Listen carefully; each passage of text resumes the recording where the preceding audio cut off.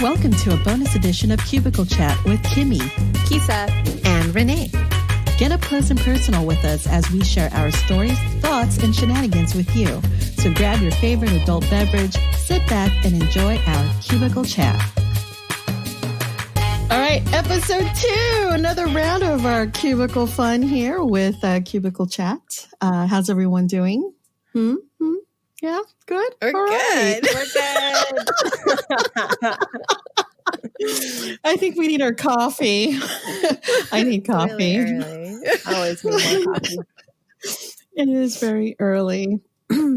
Yeah, I just got off the phone with my friend. She mentioned her daughter got a job. Can you believe it? In this day and age with the pandemic, she got a job. Good for her. Hot commodities at this point. Hot commodities at the fast food joint. She got a McDonald's job. And they could use all the help. They're an essential. McDonald's is an essential. I need my chicken McNuggets. But really, no, good for her. I'm glad that she was able to get a job. I mean, she's only 17. That's kind of old. It's pretty old, right? I mean, I got my first job.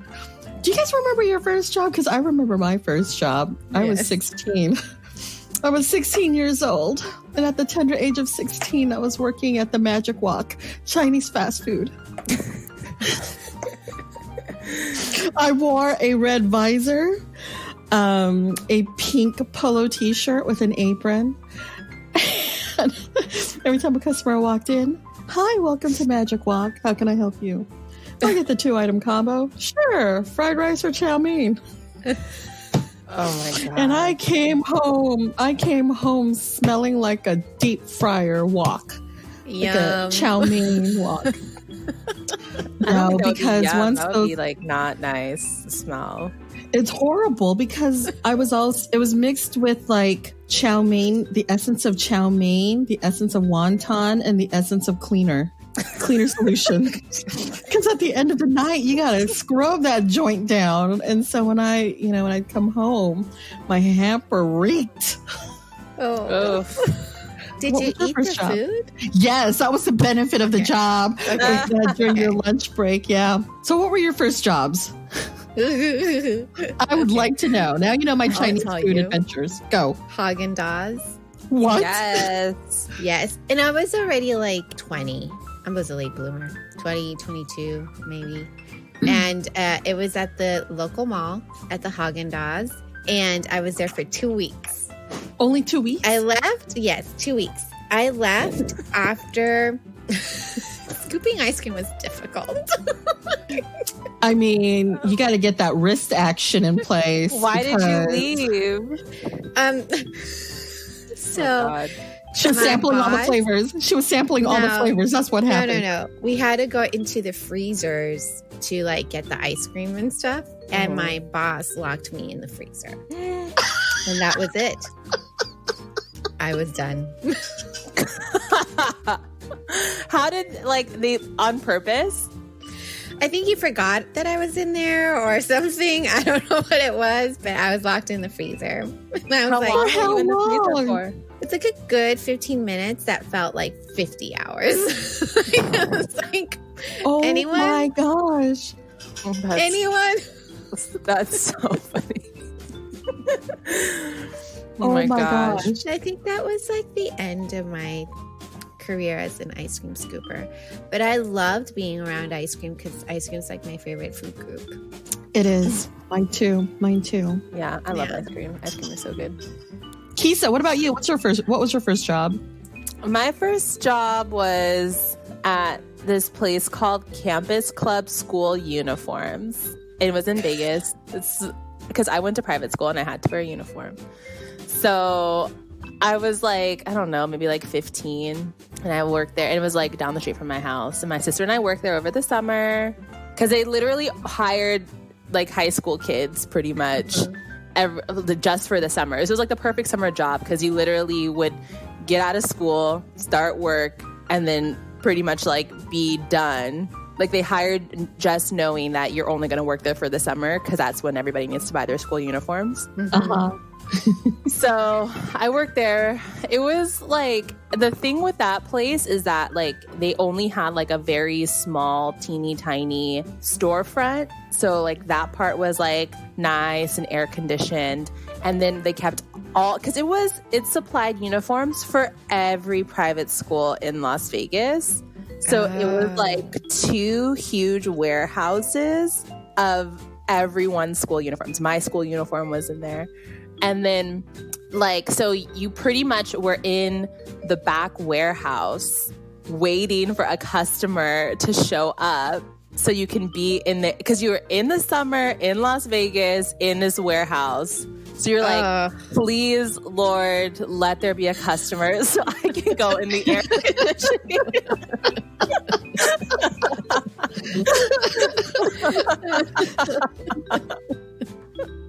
It was like so hot in there, but it was like a good summer job because it was literally like you only know you're going to be working from like June until August and then you're out of there. And you know, whatever. It gave me extra money when I was 15 years old, so I think I did it for a couple of summers.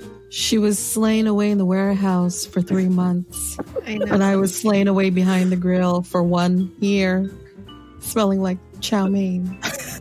And here we are, stage managers in the entertainment industry. Yes, that's what we are.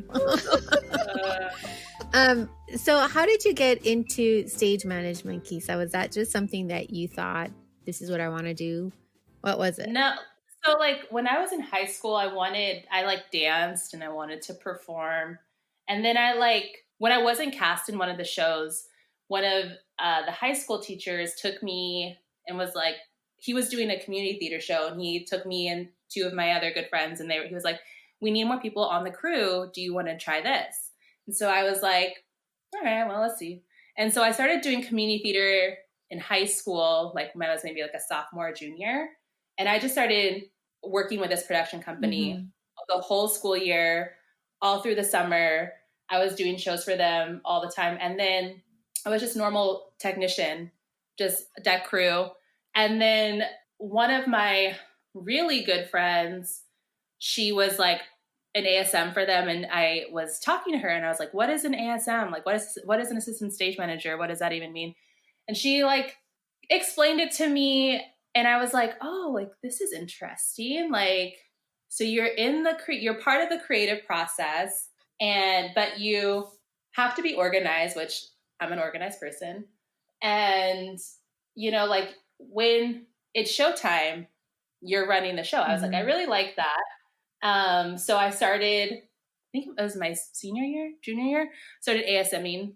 And then I think after that, I was like, I really like stage management. So I went to college and got my bachelor's in theater tech with my emphasis in stage management. And then here we are, stage managing for all sorts of different places. All sorts of different places. Yeah. Yeah, for me, it was a different route. I always wanted to get into theater, and I didn't know. I knew what my heart laid in performing. So I relate to that. And Kimmie, we're definitely going to get to you. Yeah. But yeah, I always wanted to act, and I couldn't because I was a shy human. So I was scared and I didn't know. And I would go to my parents and say, I want to take this class or I want to do this. And I'm a first generation Honduran, you know, so my parents didn't know what the hell I was talking about. And they said, that doesn't apply to you. And that was the answer. That doesn't apply to you. And so, but they never said, you know, you have to follow one route or the other. They were very much like Paul Rico's parents. Like, you just have to go to school and get yourself a good job and do whatever you want otherwise.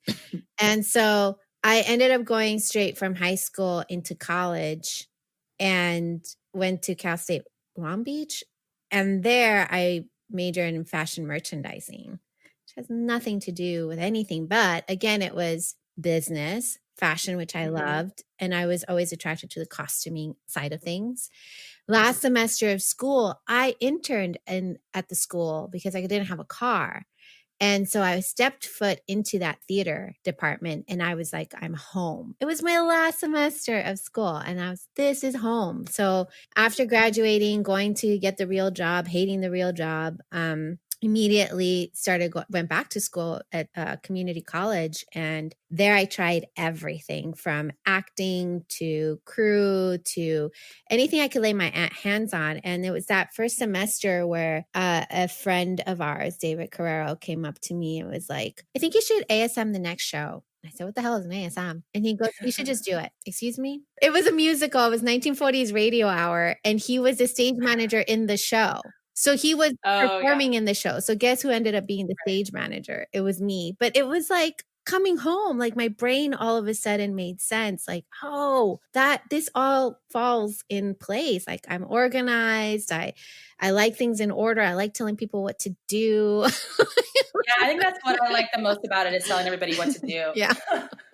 But yeah. And so that's how I got into it. But I miss the acting. And I know that Kimmie, you continue to do that. And let's make sure you're a manager too, a stage manager of sorts. Like I am. You manage sorts, people. yeah. You manage performers. You set schedules. You do all of that too. Mm-hmm. Yeah, and I also play a therapist at times after a long day. I mean, yeah, we do have similar roles. Absolutely, managing a team, a little production of performers in a place. I can't even try to filter that. But yeah, I've always enjoyed singing at a very young age. When I was a kid, as young as I can remember, like 4 or 5 years old, I remember sitting in the back of my dad's truck and just like making up songs and singing. And the thing is that my dad's side of the family, they're all musically inclined. My dad used to be a big band orchestra leader, and everyone in their family played instruments. And so my dad, of course, was like, oh, my kids are also going to be musically inclined. I'll be damned if they don't play an instrument. But I loved singing and never really dabbled in acting until my best friend invited me to go with her to an Annie audition at a community theater. And so I got cast in the show as one of the little orphans. And I had so much fun with that. And I realized that, oh my gosh, not only do I love singing and dancing, even though I don't really dance, but just, going through the motion and having fun, I realized, oh my God, I want to do more theater stuff. And so I started auditioning for just little local productions at the time just to get my feet wet. And, that's where it took off. And then after high school, I was never in theater in high school, believe it or not. Yeah. I was in the marching band. My dad forced me to join the marching band. And growing that's like theater though. It is. The marching band. That's like theater. Kind of, sorta. But I growing up in a Filipino household, my dad had dreams. He had plans. Theater wasn't one of them. He wanted us to be kind of like the rest of the Ratificars, and that was being a professional, whether if it is an engineer or a teacher or a lawyer. That was the path he was hoping we'd choose. But I wanted to do theater. I wanted to perform. And so I after high school, I started auditioning for shows, and then I landed gigs being in The King and I, Joseph, An Amazing Technicolor Dreamcoat, Kesia's favorite musical. No. Deny. When you said that last week, I was like, oh, I can't tell her that. No, it's like everybody has to do Joseph at least one time if you work in theater, right? It doesn't mean you have to enjoy it, but you have to at least do it one time. But yeah, there's like staple shows you have to do. So yeah, I was cast in ensemble roles in regional productions, but then after that, I had to start thinking about the reality of where I'm at. Like, do I want to keep on auditioning or follow what my dad was saying because you need stability to survive in this world, and acting is not a stable job. And I'm like, so that's when I hired into Disney. I actually wanted to be a performer at Disney inside the parks, and that didn't happen. I ended up in restaurants. But you were a type of performer at the restaurant, though. I was. ABC Bistro was a type of, performance. It was all improv. And that's what got me into enjoying improv as well. I took workshop sessions and then realized, you know what? I should start my own troupe. And I did. That's awesome. And so my friend and I formed this improv troupe up in Hollywood called the Fornicators of Comedy. FOC for short. We called ourselves the Fockers. FOCERS. And then we evolved and turned into a sketch comedy group. And so we housed about 50 actors, all busy in the industry, all aspiring actors or currently acting professionally. And it was really cool to have them be a part of the troupe. And we would do shows up in Hollywood, in Long Beach, and also in Anaheim. And then we started doing improv battles against other improv troupes. So that, exploded to something big. And then that went on hiatus, unfortunately, when, my father got sick. And so I had to put that on hold. And then I auditioned for other shows. And the one last thing that I auditioned for was for Avenue Q. And that was the one thing. It was the first national tour. And that was going to be housed in Las Vegas, actually. I wanted that show so bad. And I went all the way through to where it was just down to 3 people. And I was going for Christmas Eve. And I was the only non-union that they were considering. And so to go all the way up to but then after that, I was like, oh, you know what? I'm done. So I just started focusing on stability, but doing, just little side theatrical gigs for fun to keep that creativity going. And I was fortunate to be able to do that at work with, a voluntary production.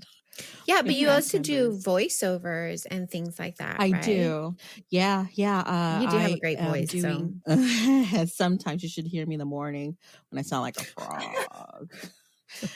But I'm working on this upcoming animation. It's an educational environmental animation called Darwin's Rangers. And I voice for this bird named Kiki that was actually named after me, Kiki Bird, a singing cactus named Layla. And so we're still working on that little project, but just little voiceover work here and there. So I still dabble in the arts, It's the auditioning process. I don't want to lose right? sight of that. I It don't like interviews. Well, here we are as a podcast, but I don't like being interviewed. I don't like going to that. I don't like auditioning either. And it's really hard when you don't live in the area where they do a lot of those auditions, which is usually up in LA. Yeah. And I was living at the time in Corona. And so the drive from there, it was like about 75 miles one way, and to go to 1 or 2 auditions. And if you don't get that call back, it's like, well, there goes 30 minutes, just like that. And then you head home and sit in traffic for 3 hours, all to audition for only 30 minutes and not even get the gig. So that was another thing too. I mean, you definitely have to have perseverance to get through it, and if this is something you want to do, absolutely. But then sometimes you got to just think about if this is the right fit for you. Yeah, I mean, entertainment, what a tough business. Very competitive, that's for sure. So kudos to those that are like continuously working their craft and making a name for themselves, because it's definitely a hard gig. It's not easy. It is. Even from the performance side. It is not easy. It's tough. In all aspects of entertainment, because whether you're in the tech world, whether you're in the management roles, in the production roles, or performing, creative, any of those, you have to continue. The hustle continues. So that's where sometimes that focus, and we've touched about that a couple of times in the podcast, you become focused on the one thing. All your energy goes there. And if it's, auditioning, then that's where your energy is going to go. But if you have all these other things that you like to do, then it's splitting that up, that you have to work it out. Yeah, for sure. when people ask me to like talk to students or whatever, like I think the biggest takeaway that I always tell the students is like, you have to just remain hungry at 20 all the time. Mm-hmm. Like, and that, I think that's like, for me, like, I'm never satisfied. I will always be looking for something. Like, I'll have this in front of me and I'll be like, this is great. And I like it and it's whatever. And I'm happy doing it. But I'm always like thinking down the road on like, what else do I want to do? And then I work on the skills so I can get there. Yeah. Because like nothing is forever.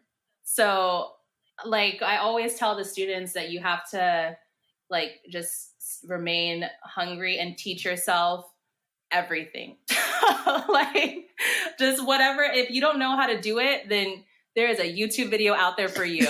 You just got to Google it and sit down and have patience and teach yourself, because like that's the only way.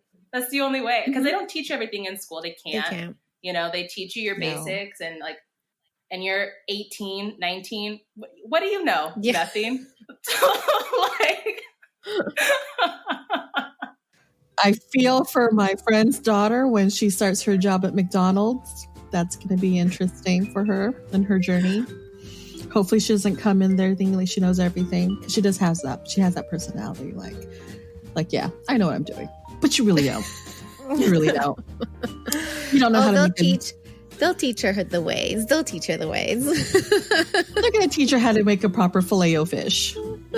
I love Filet-O-Fishes. Me too. It's like my favorite. I get so excited when it's Good Friday because because the Filet-O-Fish is only $2. What? $2? Because when it's not Good Friday, it's like $5. $5 for a Filet-O-Fish. It's just a fillet of fish in a bun with cheese. That's like a quarter size small. Like that's how big it is. It's like a quarter. It's so exactly. It's so cute. It is so cute. I love that sandwich because it's adorable and it's yummy. Okay, can I confess something right now for everybody to hear? So, I do have a problem, and remind me to show you this on when I see you guys one day over lunch. I like to take pictures of my Filet-O-Fish sandwich, and I like to take it out of its box, and I like to pet the bun, like I pet it like it's a guinea pig because it's soft. And if you've ever put the Filet-O-Fish against your cheek. Listen here, listeners. If you ever go to McDonald's and you order a Filet-O-Fish sandwich, just try it. Just take it out of its box. Take it out of its comfortable little home from the box. Put it in the palm of your hand and just pet it. and then bring it up to your cheek and ever so gracefully just caress the butt against your cheek. And that is my tangent for today. You know what? All this talk. Oh my God. All this talk of food. Why don't we go get some food right now? Let's go get a Filet-O-Fish. Thanks for joining us on this bonus edition of Cubicle Chat. We'll join us again as we continue to talk more about nonsensical crap like this one. Oh my God. But stay tuned for next week's episode. Sing us out, Renee. Here we go. 5, 6, 7, 8.